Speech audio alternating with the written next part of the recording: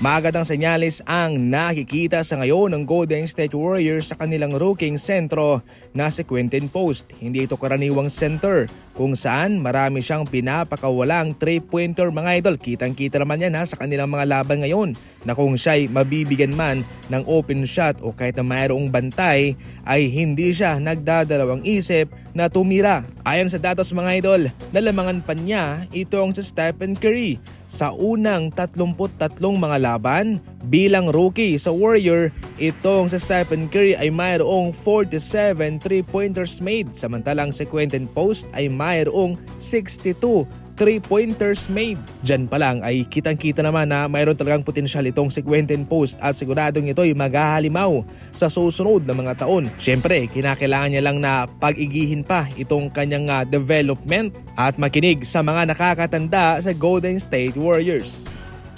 3-game winning streak na sa ngayon itong Miami Heat mga idol. Kanilang tinalo na itong Atlanta Hawks sa pinakalites na laban nila. Itong si Hero ang nanguna sa kanilang laban. Pinanguna ni Hero ang Miami Heat na mayroong 36 points mga idol at mayroong 4 na 3. Bam Adebayo double-double, 12 points, 10 rebounds. Samantalang si Wiggins 16 points para tulungan itong Miami Heat. Pagkatapos magkaroon ng history mga idol sa kanilang pinakamaraming losing streak na nagawa, 10-game losing streak. Ngayon mga idol, bumabawi itong Miami Heat dahil sa mga kaganapang nangyayari ngayon para sa Los Angeles Lakers. Marami ang naniniwala na sila'y pang second round lang. Sa ngayon, nasa pang-4 na posisyon itong Los Angeles Lakers pero hindi pa natin masasabi na sila'y magtatagal dyan sapagkat dikitan lamang sila ng Memphis Grizzlies at marami pang natitirang mga laban. Ngunit mataas naman ang tsansa na sila'y papasok sa NBA playoff.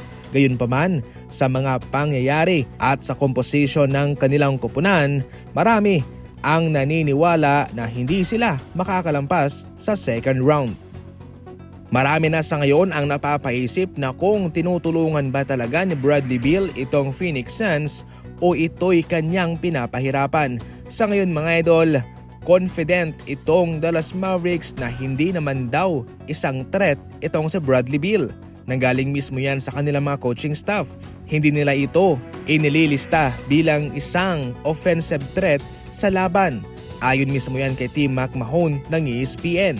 Ayon pa sa impormasyon mga idol, itong si Bradley Beal ay kanilang nililabel as defensive target at distraction lang daw kay KD at kay Devin Booker.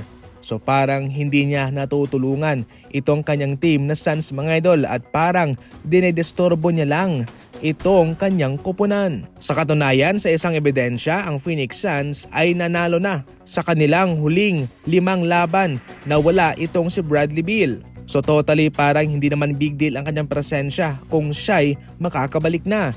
At para mismo sa Dallas Mavericks, hindi nga siya isang threat sa kanila. So yan lang muna sa ngayon ang ating mga balitang basketball.